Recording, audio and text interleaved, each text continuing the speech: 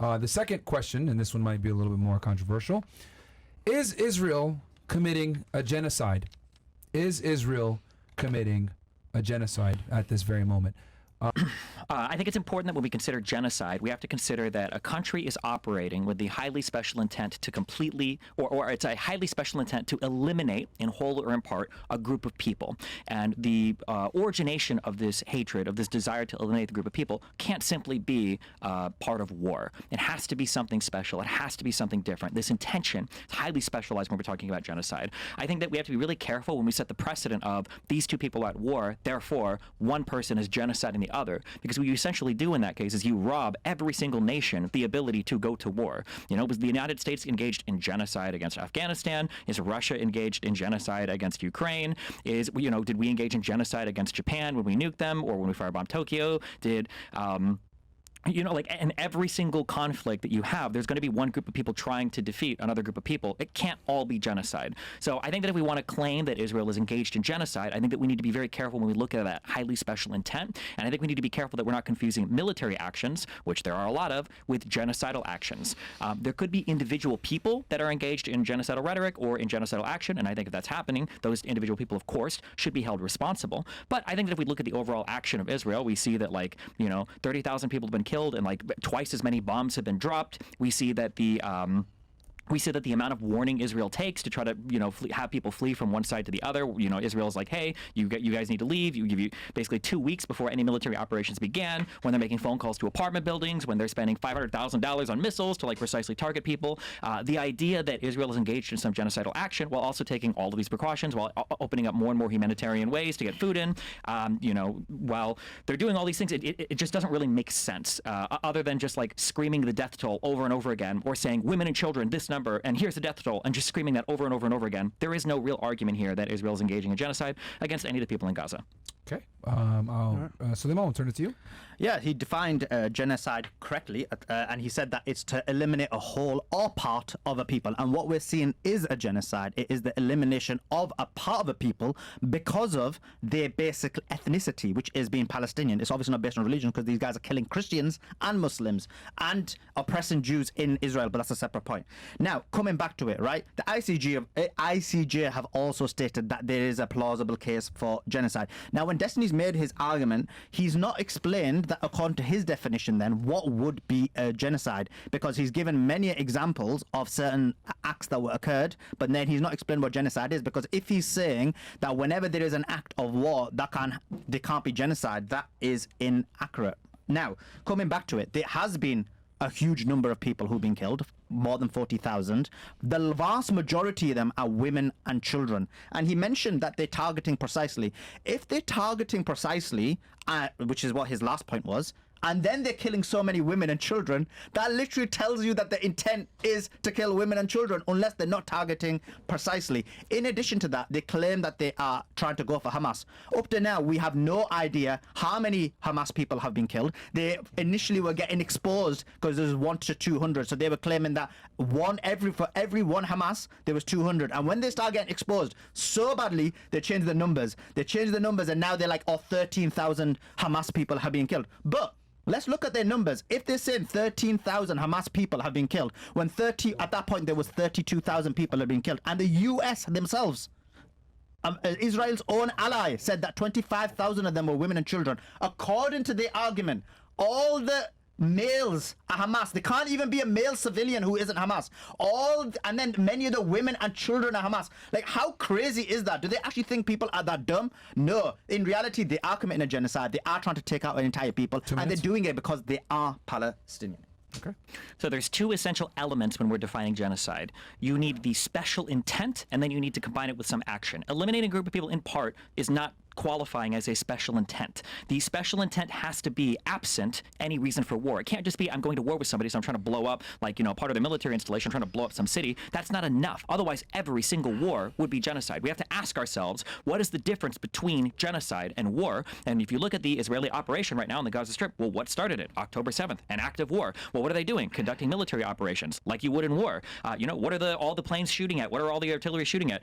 Is it really only 35,000 people have been killed with all of these Israeli munitions, with all of the Israeli airstrikes, who goes to genocide a group of people while telling all of them to flee first? Who goes to genocide a group of people while saying, like, hey, we're going to make phone calls, and hey, we're going to open up humanitarian corridors, and hey, we're going to try to ensure that enough aid is getting in? Who does this? If anybody is genocidal towards the Palestinian people in the Gaza Strip, it would be Hamas. Hamas operates in a way specifically to induce the maximum amount of civilian deaths. They booby trap homes, so you don't know when you're entering a civilian house if it's going to explode or not. They hide munitions in basements, so when you're trying to figure out where these stockpiles of weapons are, you don't have a military target to attack. You've got to go through civilian houses to figure out where the arms are. They hide and they operate out of hospitals. Even though UNRWA and the chief surgeon of that Al-Shifa hospital said they weren't, we found CCTV footage that showed hostages literally being taken into the hospital with the doctors literally observing it. We saw Amnesty International say in 2014 that they know that Al-Shifa hospital was operating a interrogation room. All of these things have been well documented by NGOs, by international humanitarian organizations and everything, but for some reason we all ignore it when we talk about Hamas.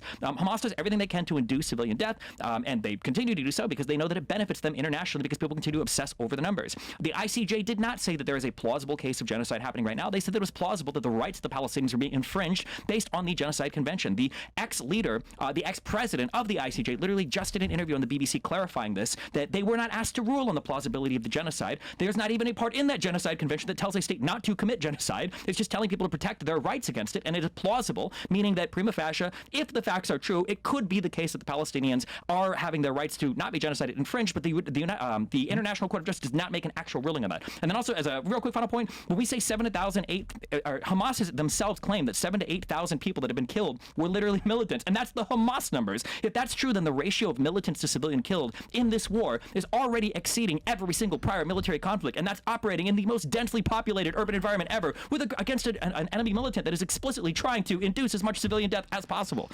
Yeah. Okay. Turn it to you, Sulaiman. Right. So, I mean, what you said is accurate, but then again, you applied it inaccurately, right? So you said that there needs to be intent, right? There needs to be action, and then you can actually attack part of the population. So you try and take out part of the population.